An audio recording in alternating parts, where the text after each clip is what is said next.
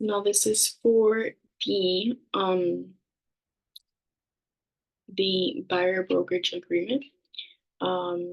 So in this case, we're going to be filling out this information about the buyer.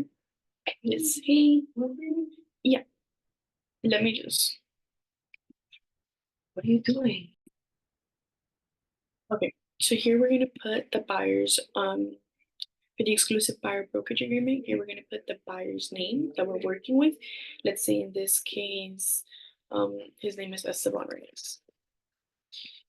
We're going to go ahead and put Esteban Reyes as the buyer. The broker is Realty Market Evolution. The beginning date, we're going to do the buyer broker agreement also for 6 months. So let's say today's the 28th. We're going to do it until February 27th. Because remember, 6 months: August, September, October, November, December, January, February, 6 months. So, okay, we're gonna leave this just to leave it open unless he tells you to be more specific on what type of home they want, whether they want a single family, a townhome, or a condo. But if not, then just put all three so that you know your options are more open. Location, we usually work between Miami-Dade and Broward. If it's a different location, then he'll let you know what location to put.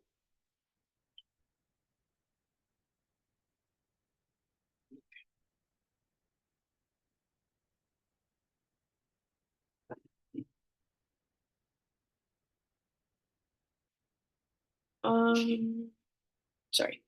Okay, now we're gonna go down here. This explains all the broker obligations, the consumer's obligations, the buyer's obligations.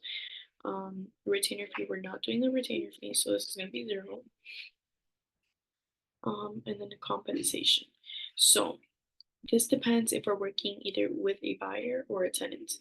If we're working with a buyer, then we're gonna do purchase. We're gonna fill out part A, and it's gonna be, we're gonna do 3%. Not there. We're gonna do 3% plus 549, which would be the transaction fee, which the buyer has to cover the transaction fee. Okay, and then if it's a lease, then we do 50% because it'd be 50% of the oh, wait.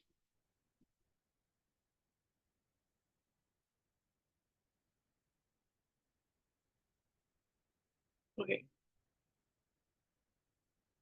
Okay, so we do here 50% of the first month's rent.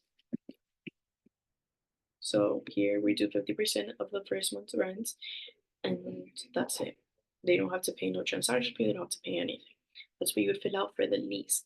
But in this case, this is not a lease. We're working with a buyer. So we're not gonna fill out that part, we're only gonna fill out the purchase side.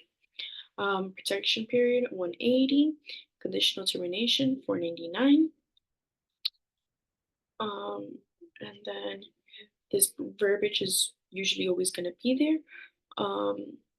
I'll tell you where to get the document from exactly so that it's already organized how our broker wants it to be organized. Obviously, following the terms that are on this contract, because there's some things that we might tweak that Esteban wants to do a certain way. Okay, that's it. And then you just send it for signature to the consumer, and then you're either gonna have Esteban sign it or Janine sign it as the broker, and that's it. Okay. So what I meant earlier was to add these new contracts.